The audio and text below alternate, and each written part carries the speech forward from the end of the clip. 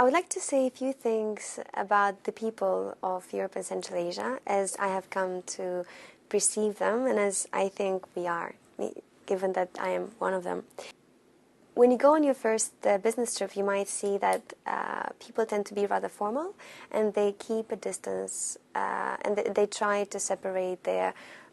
business interactions from their personal life. So initially you'd very likely to have just very formal meetings with a few handshakes, but as your relationship with the counterparts evolve, if you keep on having meetings with the same counterparts on your various travels there, you'll start developing relationships with them, and you'll get to see that people actually are very open in the end and very welcoming, and they are very keen to make foreigners feel welcome to their countries. And most of the time, if people hear that you speak English, they'll try to enter into a conversation with you, to practice a little bit the English, but also just to make you feel welcome to their country. They're also normally very keen to share the best that the country has to offer, whether it is food, whether it's the drinks, whether it is the culture, whether it is the music, or the dancing. Normally what you see, and if you work long enough on a certain country and you really develop some strong relationships, either with the counterparts in the government or with your colleagues in the country office, you might be invited to a wedding or to a birthday party or to a christening, and you'll see that people love to live life to the full, and dancing, good food, jokes is an essential ingredient of their lives. Aside from that, you'll find that in spite of that, people are very optimistic and very hardworking, and they have been able to go through many difficulties. And I think the admirable thing about most of them is that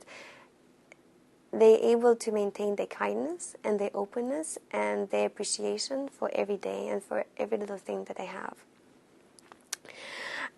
So if I were to give you a few tips as to how to make the most of your experience, professional experience as well as personal experience while working on Europe and Central Asia, I would say that it's really important to show an interest in the country that you work on. Make sure that when you go to Romania, to Moldova, to Serbia, you know the name of the counterparts that you meet, of course, but you know a little bit about the culture and the history of the place. You have a few reference points that you can raise in meetings, because people will really appreciate it, and they will, because normally they do expect you to know something about who they are and why they're different, and they always welcome questions about how they are special and what's the differences between them and their neighbors. A second tip that I would have is to learn how to tell a few good jokes, because sometimes if you end up working on documents for hours on end, it's inevitable that you need a break. And Eastern Europeans, at least, and I think the Central Asians as well, are people who love humor, and they will always have a joke ready to tell. And although sometimes things get lost in translation, the meaning of jokes still carries through. The fundamental meaning of jokes still carries through across the language, the translation, and they will just really appreciate it, because these are cultures that are very giving, and they appreciate receiving as much as giving, even through social interactions like that. And after you've spent enough time in the country, getting to know the country, you might be invited to social events with your local counterparts or with your local colleagues, and there you'll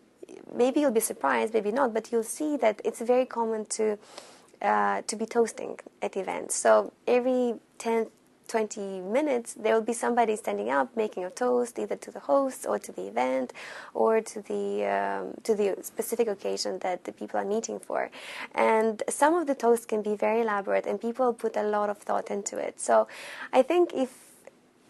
practicing giving toasts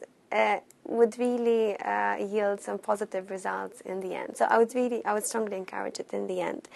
And ultimately, I think just having an open mind, being curious, being willing to share your culture with them will only open doors and will only enable you to build strong relationships and make sure that your local staff in the country office, as well as your counterparts, trust you and are willing to work and achieve the common objectives that you have set out.